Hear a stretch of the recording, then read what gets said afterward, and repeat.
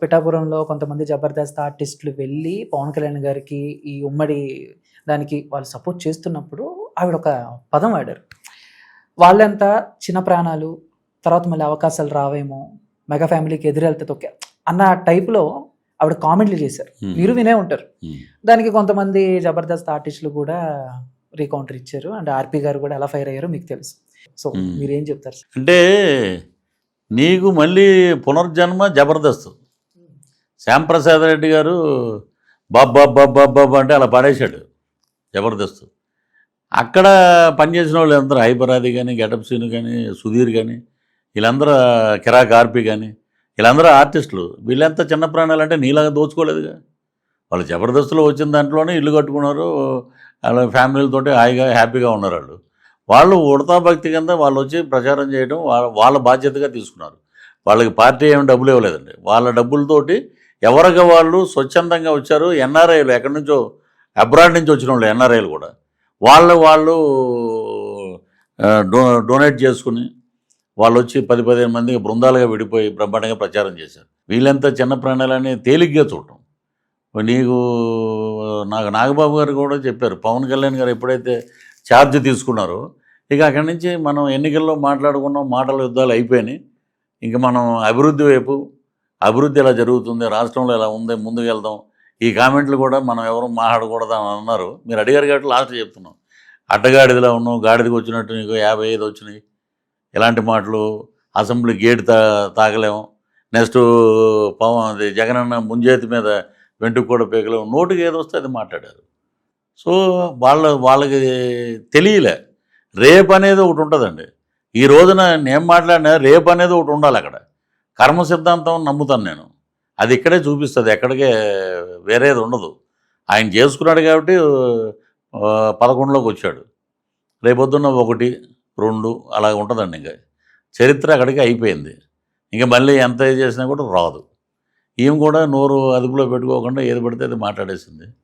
ఇంకా దాన్ని భగవంతుడే కాపాడాలి. ఏమైపోయారు సార్ అంటే కొంతమంది ఎలక్షన్స్కి ముందు లేకపోతే 2019 ఎలక్షన్స్ తర్వాత అండ్ కళ్యాణ్ గారి మీద, మెగా ఫ్యామిలీ మీద చాలామంది కామెంట్స్ చేసిన వాళ్ళు ఉన్నారు. ఇందాక మీరు అన్నట్టు నేను జస్ట్ పార్టీ వరకు, సిద్ధాంతాల వరకే మాట్లాడాను, పోసాని కృష్ణమురళి గారి లాగా బూతులు మాట్లాడలేదు అని అన్నారు.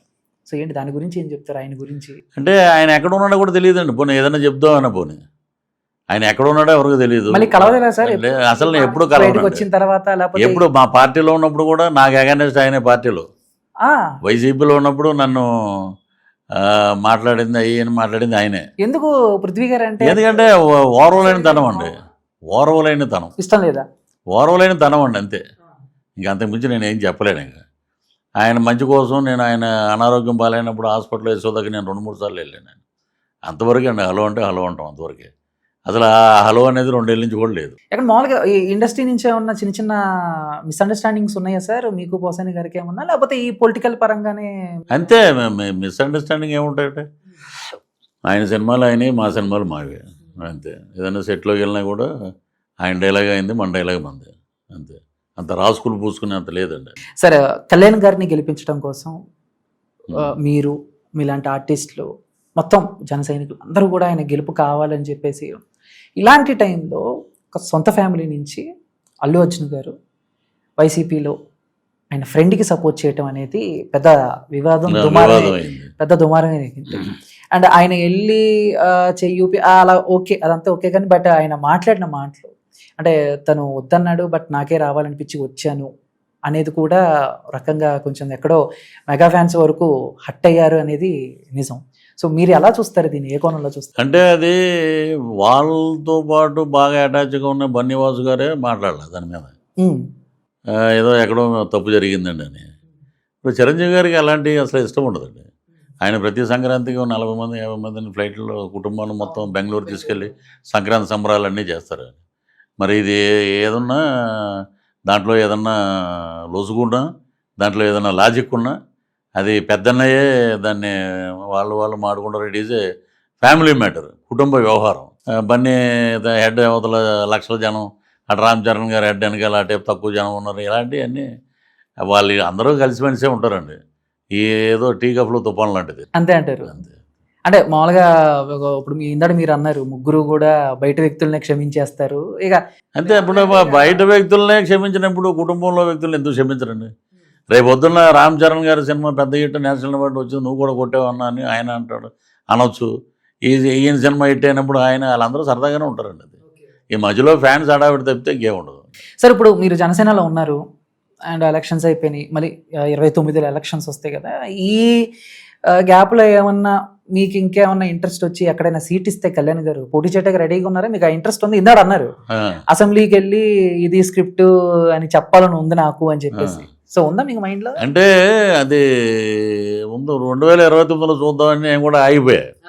ఇప్పుడు మామూలుగా కార్యకర్తగా మనం అసెంబ్లీకి వెళ్ళొచ్చు, పాస్ తీసుకుని, మినిస్టర్లు అందరూ మనోళ్ళే కాబట్టి అడిగి పాస్ చేసుకుని. సార్ ఆప్షన్ ఉందా సార్? ఏది ఇప్పుడు మీరు చెప్పిన ఆప్షన్ ఉందా? ఆప్షన్ ఉందండి. 2029 డెఫినెట్గా నిలబడతాం ఈసారి. ఎందుకంటే మనం తిరిగినట్టు ఎవడో తిరగడు. 5 నియోజకవర్గంలో ఉంటాం. ముందు మేము ఏమనుకుంటామంటే 2029 ఎలక్షన్కి ఒక నియోజకవర్గం అనుకుని, ఆ నియోజకవర్గంలో 1 year బిఫోర్ నుంచి, అయ్యా నేను వస్తే మీకు పనికొస్తే నేను పనికొస్తాను పని చేయటానికి, లేదు మీరు పనికిరారు అని మొత్తం ఓవరాల్గా ఓటింగ్ వస్తే నేను డ్రాప్ అవుతా, మీరు చెయ్యండి అని అంటే బ్రహ్మాండంగా నిలబడతాం. ముందు జనాల గురించి మాట్లాడుకోవాలి మనం. అప్పటికి సువర్ణ యుగం వైపు ఉంటుంది 29కి. సో డెఫినెట్గా సీట్ ఆశిస్తాం ఈసారి, డెఫినెట్గా నిలబడతాం. సార్ అంటే ఎలక్షన్స్కి ముందు కళ్యాణ్ గారు 22 సీట్లు తీసుకున్నారు, అంటే మేము ముగ్గురం కలిసి వస్తున్నాము అని చెప్పేసి. ఆ సీట్లు ఇచ్చినప్పుడు కొంతమంది చాలా రకాలుగా కామెంట్లు చేశారు. అవును, ఇదేంటి ఎంత కష్టపడితే నువ్వు తీసుకొచ్చింది 22 సీట్ల, సో చాలా రకాలుగా కామెంట్లు. ఆఫ్టర్ ఎలక్షన్స్ తర్వాత అండ్ అసలు ఇప్పుడు వరకు చరిత్రలో ఎక్కడ లేని విధంగా 100% స్ట్రైక్ రేట్తో ఆయన గెలిచారు. సో జనాల కామెంట్లు ఇవన్నీ కూడా ఆయన ఫేస్ చేసుకుంటూ ఆ గెలుపు మీరు ఎలా చూస్తారంటే 2019లో చూసుకుంటే ఉన్న రెండిట్లో ఓడిపోయారు ఆయన. అవును, ఇప్పుడు చూసుకుంటే 100% స్ట్రైక్ రేట్. సో ఎక్కడ అంటే కళ్యాణ్ గారికి గెలవడానికి ఇది మెయిన్ అనేలాగా మీరు అది ఆయన మొత్తం రాష్ట్రం మొత్తం ఆయన తిరిగిన ఇది ప్రజల నుంచి వచ్చినటువంటి ఒక బ్రహ్మాండమైన మార్పు, అవన్నీ ఆయన ప్రతి మీటింగ్లో గమనించాడు. ఇది పవన్ గారి స్క్రిప్ట్, ఇది దేవుడి స్క్రిప్ట్ అంటే ఇదండి. ఆయన చూశాడు 21 అసెంబ్లీ, 2 పార్లమెంటు, స్ట్రైక్ రేటు 100%, మొత్తం ఢిల్లీ రాజకీయాలను కూడా కదిలించింది. సో అది జనసేన పవరు, అది పవర్ ఆఫ్ కొణిదెల పవన్ కళ్యాణ్. ఒక మాట అన్నాడు ఆయన, నిన్ను పాతాళానికి తొక్కకపోతే నా పేరు కొణిదెల పవన్ కళ్యాణ్ కాదన్నాడు. అదే జరిగింది. ప్రజలు విశ్వసించారు, నాయకత్వ లక్షణాలు ఈయనలో ఉన్న, ఈయనే కావాలి మనకి అన్నారు. ఈ రోజున పిఠాపురం వెళ్ళి చూస్తే అద్భుతంగా ఉందండి. ఎక్కడ చూసినా బ్రహ్మరథం పడుతున్నారు. ఇదే పిఠాపురం. నేను అనుకున్న మొన్న వెళ్ళి, ఇదేంటి ఇలాగ రోడ్లు ఇలాగ వచ్చినాయి ఏదంటే, అది ఒక విజన్ ఉన్నవాడు రాజకీయాల్లో ఉంటే, ప్రభుత్వంలో ఉంటే అద్భుతమైన పరిపాలన ఉంటుంది అన్నది నిదర్శనం. సార్ మీరు ఎక్కడ సార్, మీ తాడేపల్లిగూడెం నుంచే పోటీ చేస్తారా ఒకవేళ నెక్స్ట్ టైం అన్న? తాడేపల్లిగూడెంలో ఇప్పుడు మా వాడు బొలిశెట్టి శ్రీనివాస్ మాకు సీనియర్, అతను గెలిచాడు, బ్రహ్మాండంగా చేస్తున్నాడు. చైర్మన్గా ఉన్నప్పుడు, మున్సిపల్ చైర్మన్గా ఉన్నప్పుడు అద్భుతం చేశాడు. ఇప్పుడు ఇంకా బ్రహ్మాండం చేస్తున్నాడు. రేపు 2029కి మళ్ళీ అతనే గెలుస్తాడు. సో అక్కడికి వెళ్ళమండి. ఎక్కడో చోట 175 నియోజకవర్గాల్లో ఎక్కడ నిలబడినా బ్రహ్మరథం బట్టి పవన్ కళ్యాణ్ గారి క్యాండిడేట్ ఇతనని గెలిపిస్తారు.